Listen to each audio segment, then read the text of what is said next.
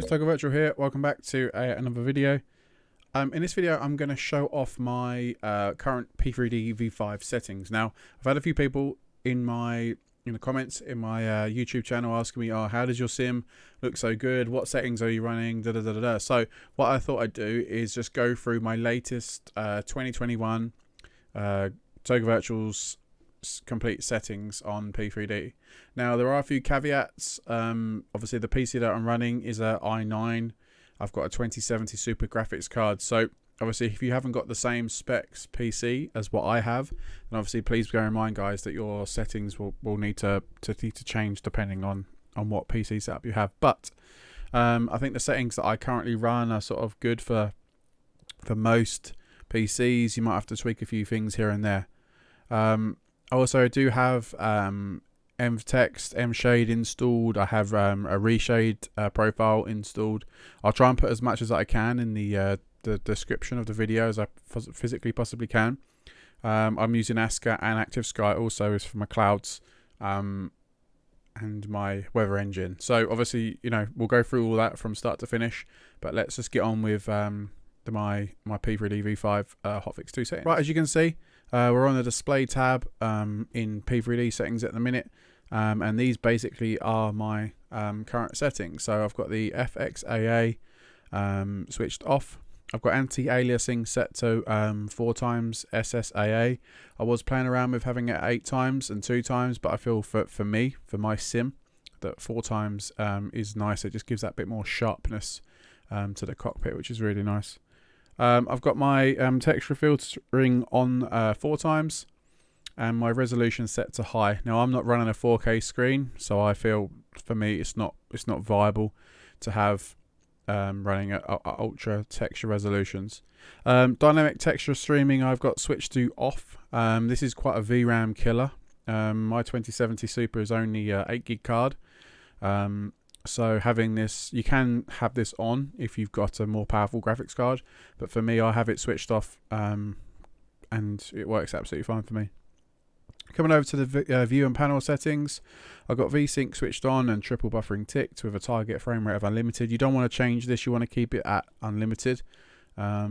You can go into the NVIDIA control panels. I used to do that in version 4 and set my frames to 30, just lock them to 30. But in P3D V5, I'm finding it a lot more stable. So I'm not having to go in and change to lock that.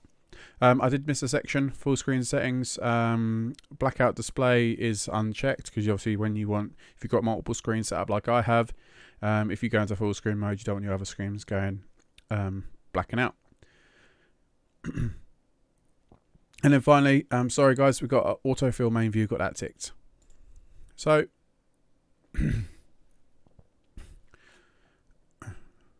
we're coming over to world now.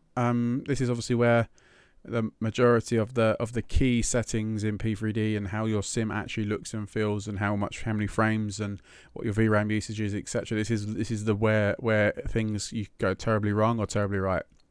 But like I say, I think I've got my settings set just so that everything is just about correct.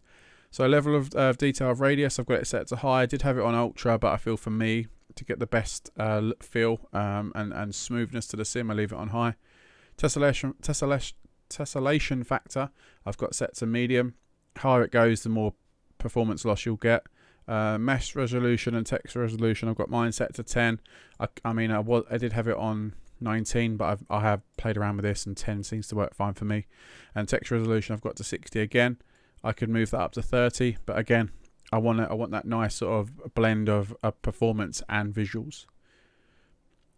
I haven't got high resolution texture settings off. I've got that off. I haven't got that set.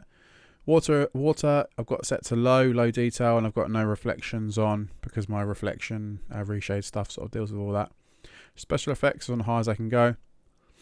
Scenery complexity I've got set to normal. Now I could change it up to dense or very dense if I wanted to, but I sort of leave it on normal just so that it keeps everything again nice and slick and clean to move around. No too many jitters and stuff. Auto gen distance I've got set to high. This doesn't really matter when you're at 35,000 feet because you're not, all you're seeing is sky and a few clouds. It does sort of affect performance when you sort of start to descend or you're doing sort of GA stuff. You might want to turn it up. But for me, I've got it set to high, so it's sort of that fine balance again. Auto gen density and building density I've got set to normal. I'm not really fussed about what building looks like. Weather. Now this is quite... I'm still playing around with this, but currently as it stands, and I explain the reason why I've got it set this way. I have been playing with enhanced atmospherics on with Asca Clouds and Active Sky, but I'm finding that I was in the sim the other day and it wasn't really working as expected. I couldn't see it. I know on the ground it was raining, but I couldn't see when it's rain. As soon as I switched it off and was using the Asca Clouds settings, then it was working as I expect. So I'm sort of still playing around with atmospherics on and off, but at the minute I've got everything set. I've got atmospherics off. Cloud draw distance is 110 and cloud density coverage is maximum. Obviously Asca's doing all that stuff behind the scenes, but again I will adjust those settings as and when I need to. And in terms of lighting, HDR lighting is set. Auto exposure, you can play around with that setting or not. I've got it on for the minute, and to be honest I don't really see much difference. Dynamic reflection set to medium, lighting and landing lights illumination on the ground I've got set to high, and display lens flare I don't my eyes, yeah, I don't need to have that on. Shadow quality is set to medium. Again, I've been playing with that high and medium. Medium seems to work for me. And draw distance is set to ultra. So perfect, fine. And I've got all these extra shadow types. Internal vehicles, cast and receive. Well, I don't need to explain all that, guys. You can sort of pause the video when you like.